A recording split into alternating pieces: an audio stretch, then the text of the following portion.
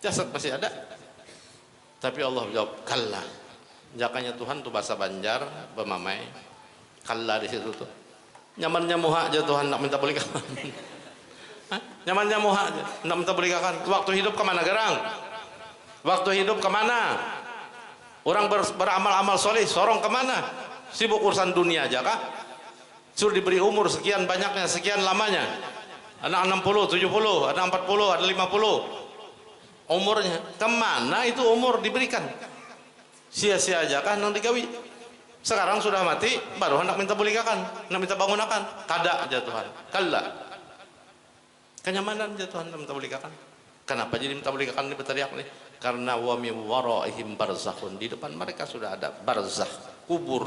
Nang dikubur tadi dinampakkan siksaan. Ulat, cacing, ular, kala di dalamnya. Nah sekarang merekamnya, menggerogoti badannya. Bahkan di depan pinggir kuburnya berdiri dua malaikat Munkar dan Nakir membawa pemukul besar, berduri lagi. Kalau kau menjawab pertanyaannya, hantamnya hancur, remuk. Nah ininya melihat itu ketakutanan, iya nang bakuriak lon Tuhan, ya Allah bulikakan lu nak amal soleh. Tapi Tuhan jawab kada. Sekalipun Tuhan mampu membulikakannya, sanggup membulikakannya, tapi Tuhan kada aja Tuhan. Karena mau dibulikakan aja Tuhan bikin heboh juga.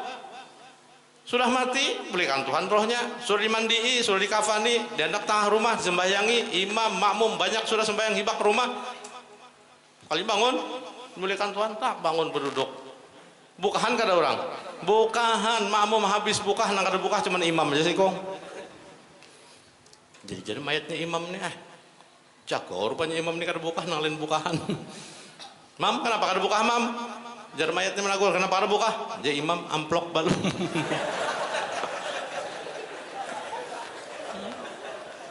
Nang lain makmum sudah dapat. Nah itu biasa kalau sudah bilangnya orang menyembahyangi dibagi kan amplok anak 1.000, 2.000, 5.000, menang sugih bisa 50.000 tuh saikong.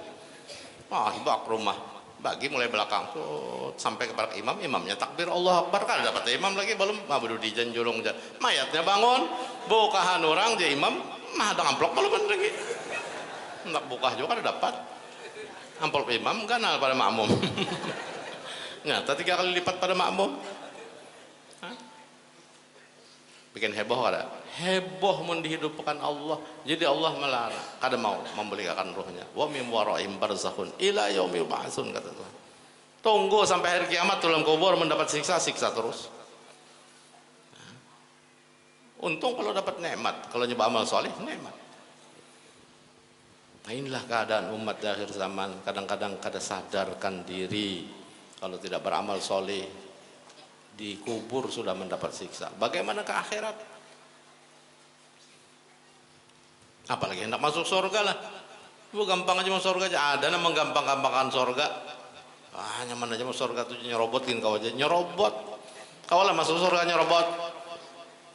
Nang nyerobot tuh di dunia.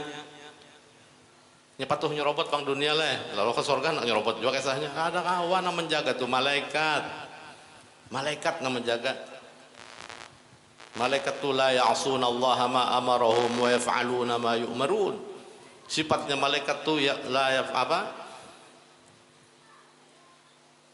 La ya'suna Allah. Dia tidak pernah maksiat kepada Allah. Yaf'alun ma yu'marun. Mereka itu para malaikat, semua apa yang diperintah Allah dia perbuat. Tidak pernah menolak apa yang diperintah ma yu'marun. Kata Tuhan, juga kata malaikat, sama. Nah jadi kada ada urusan non malaikat, siapapun orangnya nak mau surga, bilanya kada beres urusan dunianya, apalagi sholatnya kada kau masuk. Mun di dunia tuh kau nyerobot, kau menapal, ada duit nah habang-habang tuh 10 lembar, lakas saja nak menjaga tuh bukakan. Jembatan belum lagi dibuka, bapak dah adiknya basit, masuk aja. Ada yang diandalkannya.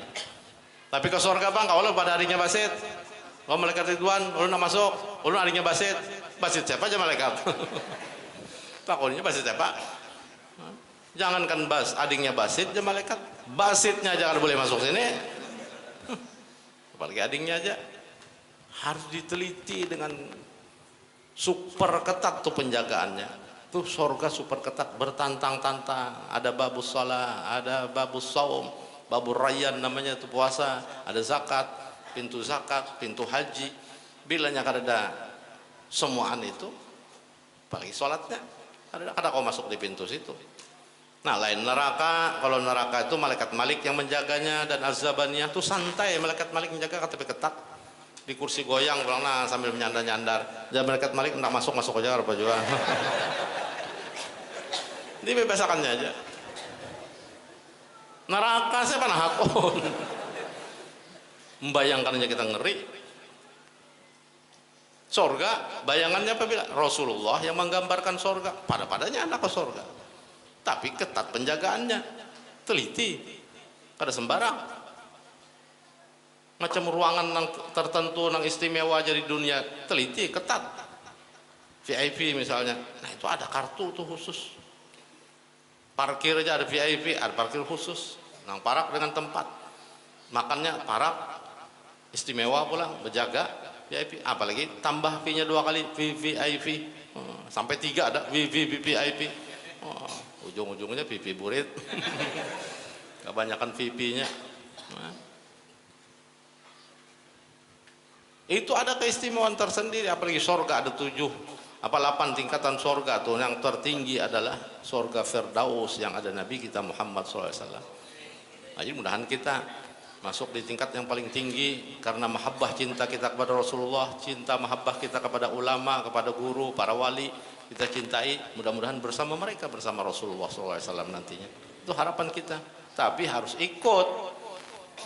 Kadang-kadang kita hanya berucap benar aja, menghadiri majelis benar aja, menghadiri Isra Mi'raj benar aja, maulid benar aja, tidak mengikuti apa yang kita hauli sahibul haul, yang tidak kita ikuti sahibul mi'raj Rasulullah. Nah itu ada seorang ulama besar yang mengatakan, itu Hatim Az-Zahid, ulama besar Hatim Az-Zahid, berucap, manidda'a hubban nabi sallallahu alaihi wasallam min ghairi ittiba'i sunnah fahuwa kadzdzab. Nah ini kata seorang ulama besar yang bernama Hatim Az-Zahid mengatakan, siapa yang mengaku manidda'a, siapa yang mengaku hubban nabi, cinta kepada Nabi SAW min ghairi ittiba'i sunnah, tanpa mengikuti sunnahnya, fahuwa kadzdzab, itu pendusta aja sih. Mengaku-ngaku aja cinta lawan Rasulullah tapi kadang mempati sunnah sidin, mengaku-ngaku aja cinta lawan para wali, para ulama tapi kadang mengikuti jejak langkah ulama para wali. Dusta aja. Pun kita mengaku cinta lawan Abah Kuri, kita sompol tadi ini dengan cara mahauli, sudah salah satu di antara cintanya. Tapi belum lagi, nang paling pentingnya ittiba, mengikut apa nang jar guru kita, apa yang disampaikan di majelis beliau, yang kita mendengar, yang kita belajar di situ, apa yang disampaikan, apa yang dibuat, diperlaksanakan oleh beliau, kita ikut. Itu sunnah, sunnahnya, sunnah Nabi, yaitu ikuti apa yang dilaksanakan oleh Nabi kita Muhammad SAW. Mun kada ujar Hatim Az-Zahid, fahuwa kadzdzab, dusta. Bagaimana alamat tanda cinta? Itu disebut dalam kitab, wa alamatul hubbi al-ita'atu fi sunnatihi saniyah wa iktsarus salati alaihi. Tanda orang yang cinta itu al-ita'ah, menurut, mentaati dalam sunnahnya Nabi, sunnahnya yang mulia, dan memperbanyak salawat kepadanya. Itu yang Nabi sebut cinta kepada Nabi, ikuti sunnah, taati perintah, jauhi larangan, kemudian banyak bersalawat lon Nabi, banyak menyebut nama Nabi. Yaitu salawat menyebut nama Nabi, itu salah satu tandanya cinta. Macam anak-anak Nuh ini juga mun pacaran, napa banyak disebutnya, nang dicintainya. Kalau kadang-kadang dulu hanya wiritan ngarannya, pacarnya misalnya Zainab, no julah wiritan Zainab tiap hari itu. Subhanallah, ingat lagi, assalamualaikum Zainab. Kan pacarnya disebutnya, karena itu yang dicintainya. Berarti kalau cinta Allah, bila cinta Allah, subhanallah tuh 33 yang diajarkan Rasulullah. Alhamdulillah, Allahu Akbar. Tapi karena cintanya berlebihan dengan pacarnya, ya tadi nama pacarnya diingatnya terus. Kalau kita cinta Allah, banyak zikir kepada Allah, cinta kepada Nabi, banyak salawat kepada Nabi. Itu tandanya alamatul hubbi al-ita'ah wa aktsarus shalah alaihi. Kama qala Nabi sallallahu alaihi wasallam, man ahabba syai'an aktsara min dzikrihi, kata Nabi. Siapa yang mencintai akan sesuatu pasti dia banyak menyebutnya tuh. Aktsara min dzikrihi. Dan lagi wa man ahabba syai'an fahuwa 'abduh. Siapa yang mencintai sesuatu berarti dia itu menjadi hambanya, harus jadi hamba. Cinta kepada benda jadi hambanya benda. Cinta kepada kambang, kepada bunga, tiap hari jadi hambanya. Besokan kemarian menyirami, mencabuti rumput-rumput nang dia higanya mengganggu kalau dia mati kan. Disirami pagi sore. Itu cinta lawan benda ini. Cinta lawan Allah begitu juga. Selalu harus jadi hamba Allah. Apa yang diperintah dia laksanakan, yang dijauhi dilarang jauhinya. Masih jadi hamba. Nah begitu juga dengan pacaran tadi. Jadi hambanya pun karenanya mencintainya, berlebihan cintanya, cinta melekat istilahnya tuh. Anak-anak ini ada cinta melekat ya Allah. Sampai ada pepatahnya, cinta melekat tahi kucing rasa coklat ya. Ada tahu dia apa lagi udah, biar abahnya menangati, mamanya menangati, gurunya menangati, nyawa kada pas nangai, kada tuh lain. Nah, cari nang solehah, bujur-bujur. Tetap kalau sudah memang cinta sudah melekat tuh sudah. Cinta melekat tahi kucing rasa coklat. Nah, dalam WC rasa dalam pesawat.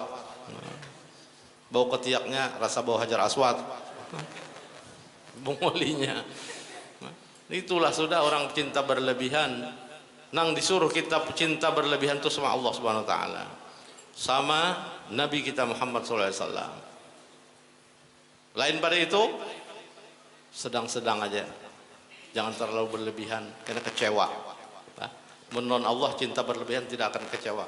Kalau Nabi Muhammad tidak akan kecewa, akan ditolong oleh Nabi kita karena di akhirat syafaatnya, akan dapat syafaatnya. Tapi kalau sama manusia akan kecewa kalau cinta berlebihan, karena Nabi yang madahkan, ahbib habibaka haunamma asa an yakuna baghidhaka yauman ma, wa abghid habibaka yauman ma asa an yakuna baghidhuka yauman ma. Haunam ma pertama, kedua yauman ma. Kata Nabi SAW, cintailah orang yang kau cintai itu sekedarnya saja, haunam ma. Barangkali kata Nabi, boleh jadi kata Nabi, yang kau cintai dan yang kau sayangi itu suatu waktu bisa berubah keadaannya menjadi kebencian bagimu. Bersangatan cinta melekat tadi sudah ingat di diri lagi, tang ada di balik Tuhan ngarannya hati qalbun. Innama summiyal qalbu liyataqallabu. Karena hati ini yang disamakan qalb. Qalb itu bisa berbalak-balik. Hari ini cinta, besok bisa benci. Makanya Nabi mencintai orang sekedarnya, jangan berlebihan. Jangan terlalu lebih, artinya pada suatu hari bisa aja kita terbalik menjadi kebencian. Kan asik pacaran tuh sinetron tuh biasanya bilangnya bapak, wah asik banget sudah pacaran, bercinta-cintaan asik banget, ujung-ujungnya apa bakalahi. Tapi ada yang pulang nang bakalahi aja, terdapat bala kecakut aja, macam-macam, ujung-ujungnya harus jatuh cinta. Nah, jatuh cinta ujung-ujungnya, nah itu sinetron biasanya tuh. Nah begitu yang disebut Nabi tadi itu. Jadi jangan sampai kita berlebihan terhadap manusia, kecewa karena apalagi sudahnya bapak dah cinta pertama dan terakhir. Abahnya pun kada diheraninya, mamanya kada diheraninya. Oh, cinta pertama ulun baik dan terakhir ini udah aja. Disarnakan itu kada mau. Ini mendapat gombal-gombalan topang banyak. Lalu aja nangka 7 biasa digombal babinian. Nah ini babinian ibu-ibu anak pian nang bujang-bujang jangan mau digombal dirayu oleh laki-laki nang hidung belang mata karanjang. Itu kebanyakan. Tapi ada juga yang bagus, nang melanggar musola masjid ini bagus-bagus saja nih. Ini mengaji bang. Dalam sini sementara loh. Sudah keluar atau lagi dah. Dalam sini bagus saja ini lah. Keluar ini. Jadi laki-laki banyak menggombal binian di akhir zaman, hati-hati itu, dan mau digombal. Kadang-kadang hanya di mulut, karena terdapat binian yang bungas, I love you. Kada lawasannya 5 menit, berpisah, dapat pulang di ujung sana, I love you aja pulang. Sampai 3, nang mana nang bujur, berarti itu dustainya aja tuh. Buaya timbul disangka mati, ikan kakap di dalam peti. Jangan percaya cakap lelaki, karena lain di mulut, lain di hati. Itu laki-laki yang di luar sana, di sini kada. Kayak namunnya keluar. Nah, ini hati-hati itu menggombal. Apalagi sudah termakan gombalnya, termakan rayunya. Kalinya kawinnya ke lain. Jodoh di tangan Allah Subhanahu wa taala, bukan di tangan kita. Kita hanya ikhtiar, kita hanya usaha. Nahnu fit tafkir wallahu bit tadbir. Kita hanya merancang, merencanakan, tapi Allah yang menentukan. Jodoh di tangan Allah. Biar kita cinta setengah mati udah. Berapa bertahun-tahun, bahkan 5 tahun, 6 tahun pacaran.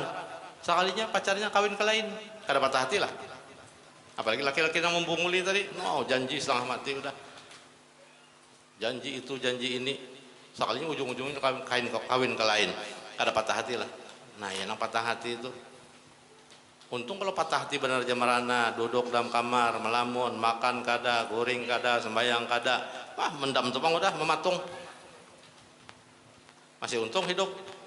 Ada yang patah hati berat, langsung ambil baygon, minum baygon, kada bebuih muntung. Bebuihan muntung, hidung, keluaran darah, nah telinga. Kada sampai bawa rumah sakit, tengah jalan mati udah. Kada sempat tertolong. Nah, ini siapa yang bertanggung jawabnya? Pasti ada andil tanggung jawab yang membungulinya sampai patah hatinya, yang mem-PHP orang. Nah, kalau PHP, mana-mana tahu mana PHP itu tak? Pemberi harapan palsu. Di PHP-nya orang sakit hati, patah hati, bunuh diri, ikut andil. Itu bebinian rancak nang patah hati itu sampai bunuh diri itu tahan laginya. Melelakian jarang, tapi ada juga laki-laki di PHP oleh babinian, tapi itu sedikit, bilang 20% aja. Nang 80% itu lakian nang bunguli binian kebanyakan. Nah, nama PHP binian. Tapi ada juga laki-laki nang cengeng di PHP tadi hendak bunuh diri juga. Bunuh diri, ambil tali 2 meter, naik ke pohon nangka, nah diikatnya di gulu, diikatnya ke pohon nangka, turun bagemet, merasa tercekek, naik pulang. Sakit itu tercekek kan nyamanannya. Berarti setengah-setengah juga nak bunuh dirinya nih. Nyoba-nyoba dulu, nyaman kan nih. Palanya sakit, naik pulang apa ya kan. Nak bunuh diri itu coba betabus. Langsung itu bebunyi itu. Holkom ini, mati itu. Nah, jadi ada tuh nang kakek itu tuh pulang. Tapi kalau di Jawa paling mudah bunuh diri. Kada pemodal, kada nukar tali, kada mencari pohon nangka, kada. Kayak apa di Jawa itu? Kereta api, ada rel kereta api. Jam berapa kan TP lewat? Oh, jam 5 nih, lewat sini cegarnya nih, pas nih jamnya. Ada jamnya. Nah, jam 5 kurang 5 menit, berabahnya di rel kereta api. Nak bunuh diri, berabah, bahalang tuh. Lewat kereta api, panggal 3 awak. Hidup lagi lah panggal 3 tuh. Hidup pulang masih jadi hantu. Nah, ini di Jawa banyak tuh nang putus asa, patah hati, dari diselidiki, dasar bujur patah hati, putus asa. Dibunguli pacar. Nah, dosa nang membunguli itu dosa 4 andil dosanya gara-gara ini. Nah, inilah kehidupan kita di dunia seperti ini. Kalau kita betul-betul menjalankan syariat yang dibawa Nabi Muhammad SAW, pasti kita akan selamat. Selamat dunia, selamat akhirat. Itu kalau harapan kita, selamat dunia, selamat akhirat, nyaman dunia, nyaman akhirat. Menyakada kawa dua-duanya, nyaman dunia, nyaman akhirat. Biarlah di dunia sederhana, tapi di akhirat nang selamatnya. Nah, biar kada mewah hidupnya di dunia, biar kada tapi nyaman hidup dunia, tapi di akhirat nang nyaman. Karena di akhirat nang kekal abadi, nang balawasan. Dunia aja sementara. Namun nyakawa dua-duanya tadi, seperti mana yang kita harapkan dalam doa kita sehari-hari yang diajarkan Rasulullah, doa sapu jagat ngarannya. Rabbana atina fid dunya hasanah wa fil akhirati hasanah wa qina adzabannar. Dunia nyaman, akhirat nyaman. Dunia lapang, akhirat lapang, terhindar daripada neraka. Itu harapan kita. Tapi ikhtiar jalanakan. Jangan hanya bisa berdoa aja. Tapi ikhtiarnya kada ada. Syariatnya kada dipakai. Nah inilah di akhir zaman pun banyak sudah umat Nabi Muhammad SAW yang kadang menjalankan syariat Nabi Muhammad. Hati-hati kita, dunia hanya sementara. Nah, jadi mudah-mudahan kita selamat dunia akhirat. Mudah-mudahan kita dapat menjalankan syariat Nabi Muhammad. Mudah-mudahan kita selamat dunia akhirat. Dan mudah-mudahan di akhir hayat kita mendapatkan husnul khatimah.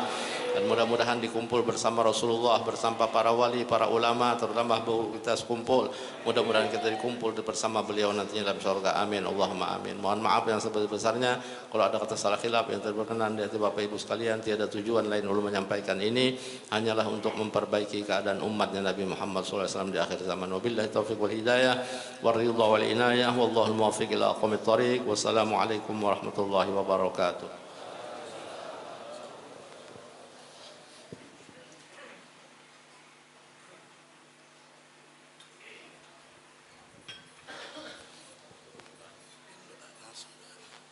Bismillahirrahmanirrahim. Alhamdulillahirabbil alamin wa sallallahu ala sayyidina Muhammadin wa ala alihi washabihi ajmain. Allahumma ij'al wa taqabbal wa ablik ma qara'na min al-Qur'anil azim.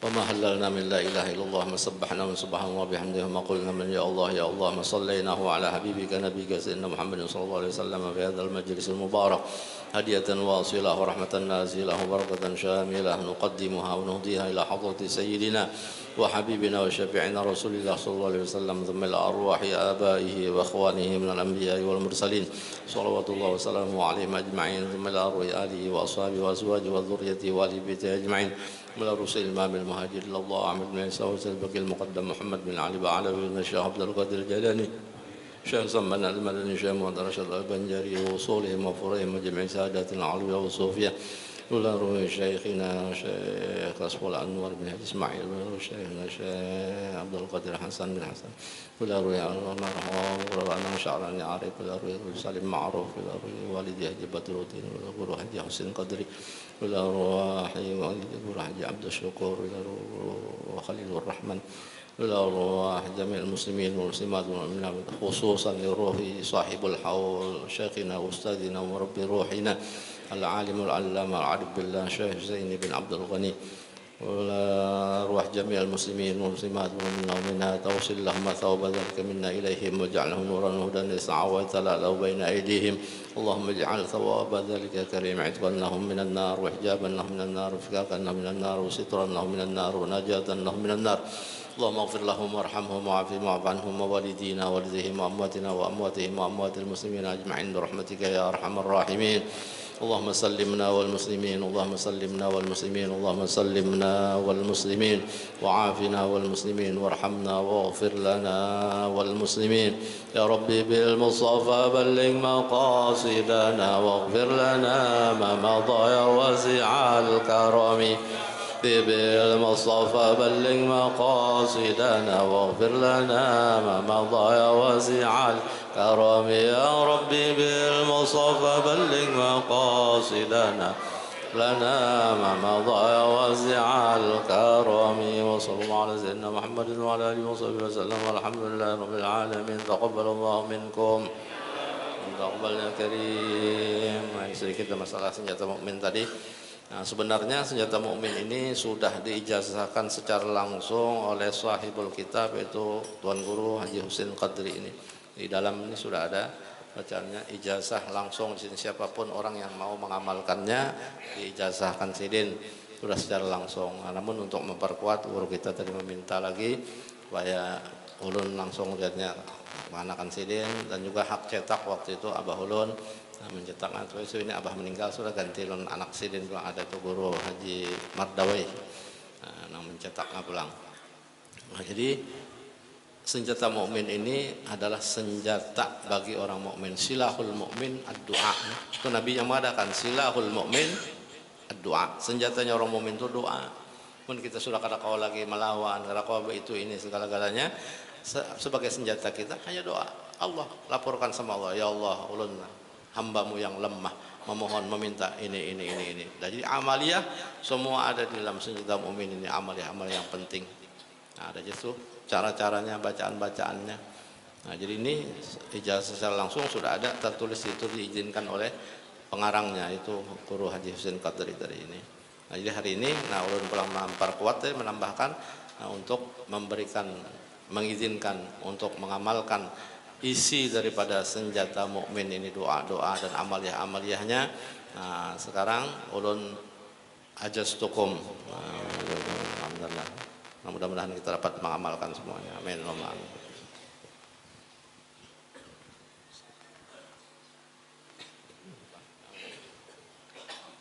Dulu sudah ada.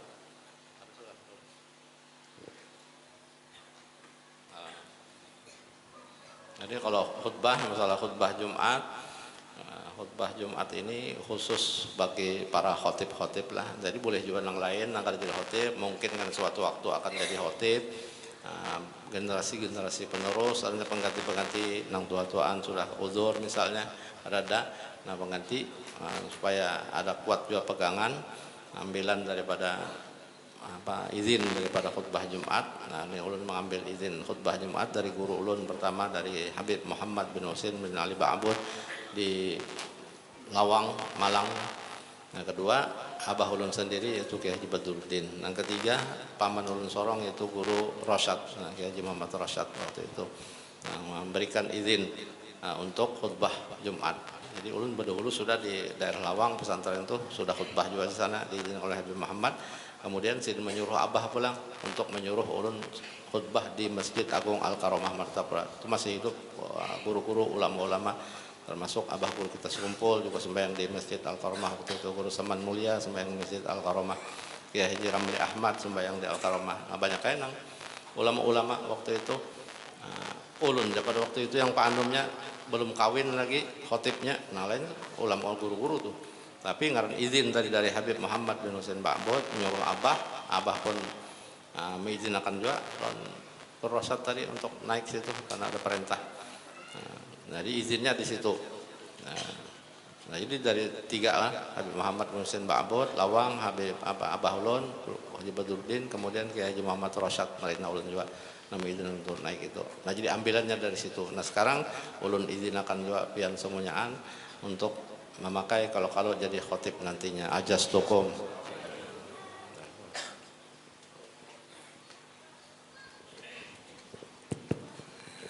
Alhamdulillah, yang mana